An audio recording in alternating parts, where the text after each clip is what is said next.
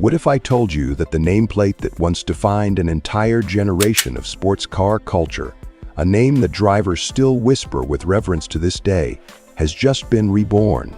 Not as a roadster, not as a coupe, but as a full-blown SUV? And what if I told you that this new machine doesn't just carry the name forward, it actually earns it? That's exactly where we are right now. And trust me, by the time you've heard everything Honda has done with the 2026 to 27's S2000 SUV, you're going to understand why the automotive world hasn't been able to stop talking about it. Welcome back to The Car Analyst, the channel where we go beyond the surface, past the press releases and the polished showroom photos, and we get into the soul of what a vehicle actually represents. If you're new here, this is the space where car culture meets serious insight. And today we have one of the most talked about reveals of the decade sitting right in front of us. The 2026 to 27 Honda S2000 SUV, and before anyone in the comments says it, yes, Honda took a legend and put it in an SUV body. But before you make up your mind about that, stay with me, because what Honda has engineered here is not a compromise. It is, in every possible way, an evolution. And there's one specific thing about this vehicle, something hidden in its technology suite that almost nobody is talking about yet. We're going to get there. But first, let's talk about what you see when this thing pulls up next to you at a stoplight. The exterior design of the S2000 SUV is the first signal that Honda was not playing it safe with this one. Gone is the friendly, rounded face that Honda has leaned on for years. In its place is something sharper, more angular, more intentional. The front fascia is dominated by a full-width LED light bar that stretches seamlessly from one corner to the other, and it doesn't just look dramatic. It's adaptive, meaning it responds to driving conditions, traffic, and even weather in real time. The headlights themselves are split into two distinct layers, upper and lower, giving the front end a face that feels almost architectural. It doesn't look like it was designed by committee. It looks like it was designed by someone with a point to prove. Moving down the sides, the character lines are taut and deliberate. There's a rising shoulder line that starts just behind the front wheel arch and sweeps all the way to the rear, creating a sense of motion even when the car is standing completely still. The wheel arches are muscular without being theatrical, and Honda has fitted this generation with a set of aerodynamically optimized alloy wheels that aren't just visual flair. They actively reduce turbulence around the brake assemblies, which at higher speeds makes a measurable difference in both stability and efficiency. The color options Honda is offering at launch include several new metallic finishes developed exclusively for this model, and in person, particularly in what Honda is calling Apex Silver and Deep Circuit Red, this vehicle has a presence that is genuinely difficult to walk away from. The rear of this 2000 SUV brings back the light bar concept. This time is a connected horizontal element that ties both taillights together and makes the car look dramatically wide. There's a subtle integrated spoiler on the tailgate that Honda's aerodynamics team has carefully tuned, not for appearance but for actual downforce contribution. This is not a styling exercise. The entire exterior has been conceived with airflow in mind, and the drag coefficient on this vehicle is among the lowest ever recorded on a Honda SUV. Now, step inside. And this is where things start to get genuinely emotional. The interior of the 2026 to 27 S2000 SUV feels less like a car cabin and more like a premium living space that happens to move at speed. Honda has completely rethought the relationship between driver and machine inside this generation. The dashboard architecture is horizontal and wide, with a floating center console that creates an airy, open feeling you simply don't expect the moment the door swings shut. The primary display is a 14-inch curved touchscreen that sits at the heart of the dash, but what makes it different from every other large screen you've seen in modern vehicles is its integration. It doesn't feel bolted on. It flows naturally from the instrument binnacle, which features a 12-inch fully digital driver's display that can be configured in several distinct visual modes, everything from a clean minimalist layout for highway cruising to a full sport layout that brings performance data front and center.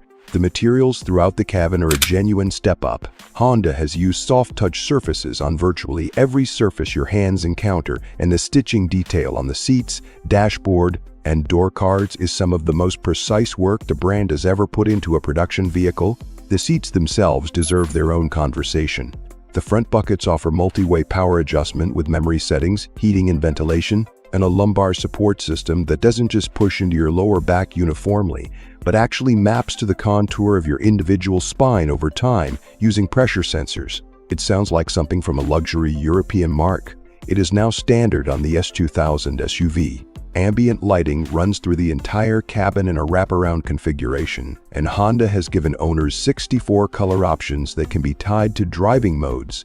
So when you shift into sport mode, the cabin doesn't just respond mechanically. The entire atmosphere of the interior shifts with you. It sounds like a small detail. It feels like an enormous one. And then there's the technology, and this is where we need to slow down. Because Honda has done something here that I genuinely believe is going to reshape how people think about what an SUV software can do. The S2000 SUV runs Honda's next-generation operating system, which the company has been developing internally for 5 years. It's called Honda Intelligent Core, or HIC, and it functions not as a traditional infotainment platform, but as a living, learning digital ecosystem. On the surface, it handles your navigation, your media, your connected services.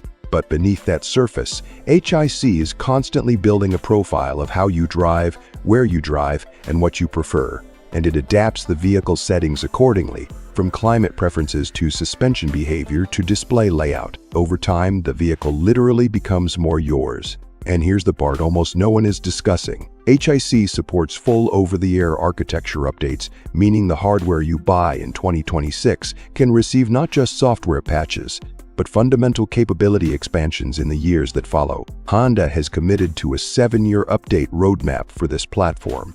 You are not buying a static product. You are buying into an evolving one. The driver assistance suite in this generation is called a Honda Sentinel, and it represents the most comprehensive safety architecture Honda has ever put into a production vehicle. It combines radar, LiDAR, cameras, and ultrasonic sensors in a 360-degree array that doesn't just monitor your surroundings, it anticipates them.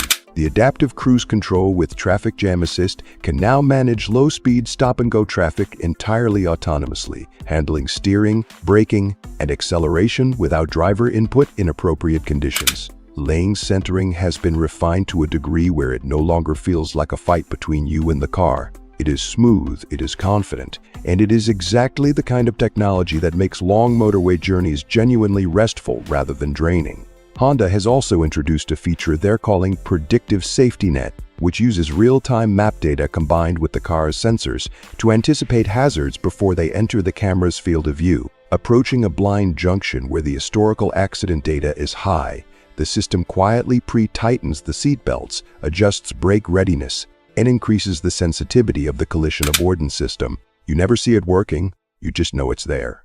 Now, let's talk about what sits under the hood, because this is where the S2000 lineage becomes relevant in a way that goes beyond nostalgia. Honda has developed a new hybrid powertrain architecture for this generation that they're calling the EVTech Sport Hybrid System, a direct nod to the variable valve timing technology that made the original S2000's engine legendary. In practical terms, this system pairs a turbocharged 4-cylinder engine with a dual-motor electric setup, one motor on each axle. The result is intelligent all-wheel drive that doesn't just distribute torque front to rear, it can vary torque across individual wheels in milliseconds, which is the kind of dynamic capability that previously required a vehicle twice this price point. Total system output sits in a range that puts this SUV in genuinely quick territory.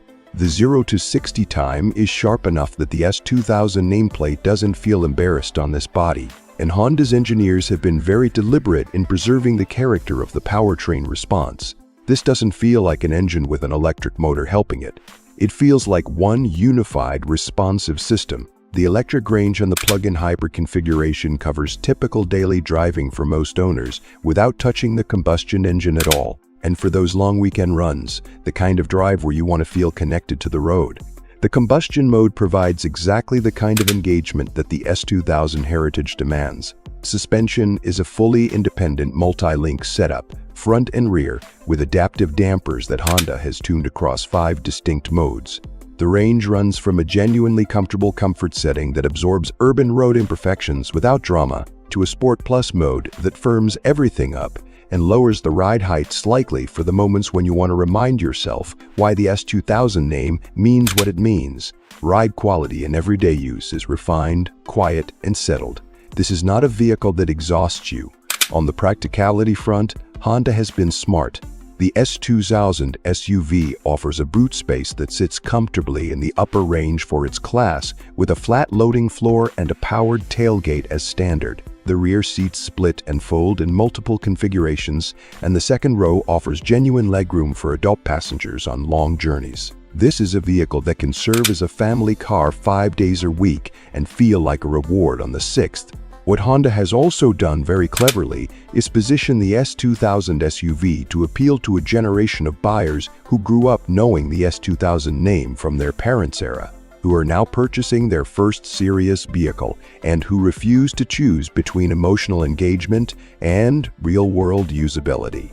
This is not a car for someone who wants to blend in. It is a car for someone who has thought carefully about what they want their vehicle to say about them, and who decided that the answer should be intelligent, capable, and completely uncompromising. The competitive landscape around this vehicle is genuinely fierce, but Honda's answer to the competition isn't to attack on price or play specification bingo.